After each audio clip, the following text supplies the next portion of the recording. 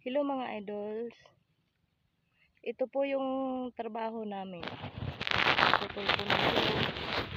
Kasi pag hindi kami nagtatanim ng palay, dito po kami sa tubuhan. Nagtatabas po kami ng tubo.